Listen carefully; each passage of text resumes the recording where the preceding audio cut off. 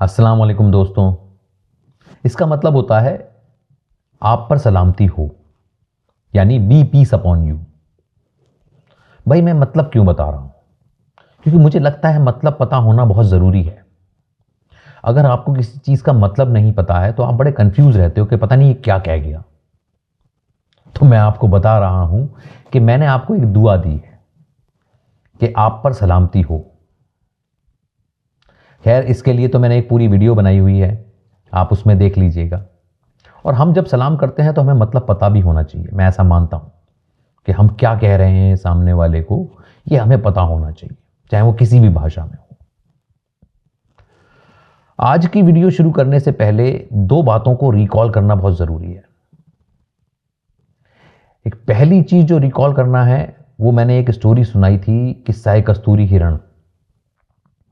उसमें मैंने बताया था कि भाई खुद को कैसे जाने और खुद को जानना इतना जरूरी क्यों है। क्योंकि लड़ाई तो खुद से है। अगर आप खुद को नहीं जान पाए तो मेरे ख्याल से इस जिंदगी की जंग को तो नहीं जीत पाएंगे। इसे जंग कह लो, इम्तिहान कह लो, इसे जीत पाना नामुमकिन सा हो जाएगा अगर आपने खुद को नहीं जाना तो वो कहानी बताती है कि आप खुद को कैसे जाने।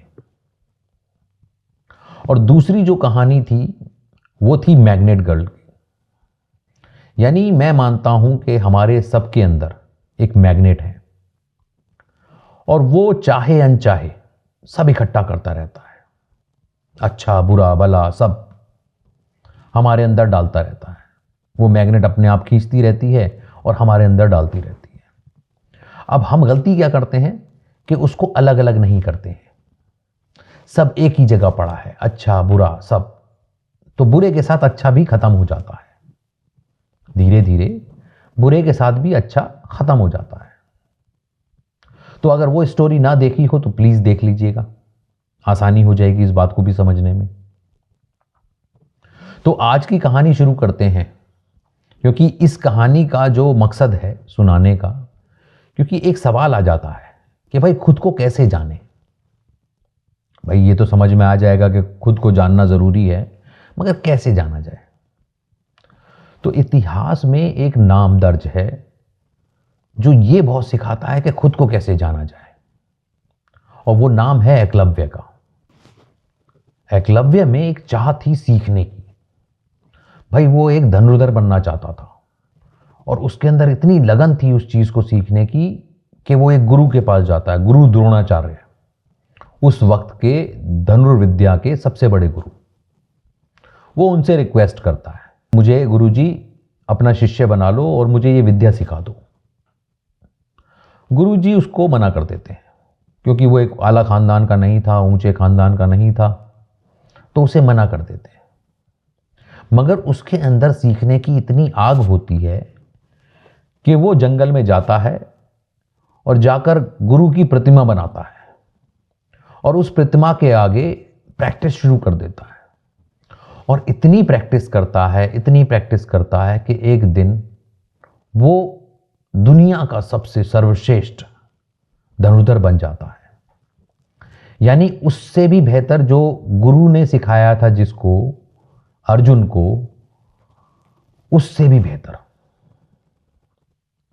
अब आप सीखने वाली बात क्या है कि इस कहानी से आप क्या सीखते हैं कि जब आप खुद को पहचान लें, जो मैं मानता हूं, मैंने जो इस कहानी से सीखा मैं वो शेयर कर रहा हूं। हो सकता है ये आपने कहानी सुनी हो, मेरा कहानी को सुनाने का इतना मकसद नहीं है उस कहानी से क्या इंस्पिरेशन ली जाए, ये मेरा मकसद है। मैं कहानी को बहुत डिटेल में नहीं सुना रहा हूं, मैं उसका आपको मतलब बता रहा हूं, उस कहानी से क्या सीखा जाए। तो एकलव्य ने इतना डेडिकेशन से अपनी धनुर्धरी जो सीखी, यानी कितनी गलतियां करी होंगी उसने, बहुत प्रैक्टिस करी होगी, बहुत गलतियां करी होंगी। उस वक्त उसको गुरु नहीं था, कोई नहीं देख रहा था उसकी गलतियां, मगर उसने अपने आप को गुरु बना लिया और उसने सीखना शुरू किया, अपनी गलतियों को खुद एनालाइज करना शुरू किया। और खुद की गलतियों को एनालाइज करते करते करते करते और बहुत प्रैक्टिस करने के बाद वो एक सर्वश्रेष्ठ धनुर्धर बन गया। उससे भी ज्यादा जो गुरुजी का शिष्य था अर्जुन, उससे भी ज्यादा। अब अर्जुन ऐसा क्यों नहीं बन पाया? क्योंकि उसको तो गुरुजी सिखा रहे थे। उसको गुरुजी सिखा रहे थे, तो अर्जुन क्यों नहीं बन पाया? कभी सोचा? अर्जुन इसलिए नहीं बन पाया क्योंकि उसकी गलतियों को गुरुजी ठीक करते रहे। गुरुजी जो भी गलतियां उसकी सही करते, वो उसको सही कर लेता। मगर मैं ये मानता हूं कि सबसे ज्यादा गलती आपकी आप खुद पकड़ सकते हो। गुरुजी भी 24 घंटे आप पे निगाह नहीं लगा कर रखेंगे और बहुत सारी चीजें, बहुत गलतियां इग्नोर भी हो जाएंगी। मगर जब आप अपने ऊपर ध्यान लगाए हुए होंगे तो आप अपनी गलती को इग्नोर नहीं कर पाएंगे। आप एकदम पकड़ लेंगे कि यार यहां गलती हुई है और उस गलती को सही कर लेंगे, जैसा एकलव्य ने किया, अर्जुन ने नहीं। अर्जुन और एकलव्य में यही एक फर्क है, उसने खुद सीखा, उसे सिखाया गया। उसने खुद इतनी बेहतरीन तरीके से सीखा कि वो सर्वश्रेष्ठ बना, सुपीरियर। तो हमें भी, मैं ये मानता हूं, अब धनुर्धर तो हमें बनना नहीं है, सच्चाई तो ये है भाई, हमें कोई तीर कमान नहीं चलाने हैं। मगर इस दुनिया में आने का मकसद है इंसान बनना, एक बेहतर इंसान बनना। तो ये कहानी मुझे जो सिखाती है कि भाई अगर बेहतर इंसान बनना है तो खुद बनना है, खुद को गुरु बनाना है, अपनी गलतियों को सही करना है। हमारे अंदर जितनी भी चीजें हैं उसमें से पहचानना है कि क्या सही है क्या गलत है। और इतनी पहचान तो मैं ये मानता हूं कि एक छोटे से बच्चे को भी होती है, तो आपको भी होगी। बस आप पहचानना शुरू कर लें और अपने ऊपर गौर करना शुरू कर दें और अपने अंदर से जो बुराई है उसे धीरे धीरे करके उसको हटाते रहें और अच्छी बातों को अपनी जिंदगी में शामिल करते रहें। ऐसे बन सकते हैं हम बेहतर इंसान। देखो भाई, लड़ाई तो एक बेहतर इंसान बनने की है, जो कि मुझे लगता है कि कोई लड़ ही नहीं रहा, इस फील्ड में कोई काम ही नहीं कर रहा। ये मान रखा है कि हम तो ऑलरेडी बेहतर हैं, इससे बेहतर हैं, उससे बेहतर हैं, कंपैरिजंस। इस पे भी मैं कभी बात करूंगा, कंपैरिजंस, क्योंकि मुझे लगता है सबसे खतरनाक लफ्ज कोई है ना, वो तो ये कंपैरिजन है। आधी दुनिया को बर्बाद करने वाला तो ये कंपैरिजन ही है। मगर आज इस पे बात नहीं करते, आज अपनी स्टोरी पे बात करते हैं कि कैसे कैसे अच्छा बना जाए। तो अपने अंदर टटोलना है, अपने ऊपर काम करना है, जो भी आप करना चाहते हैं। अगर मेरी लड़ाई तो बेहतरी की तरफ की है कि भाई एक हर इंसान एक बेहतर इंसान हो तो एक बेहतर दुनिया बन सकती है।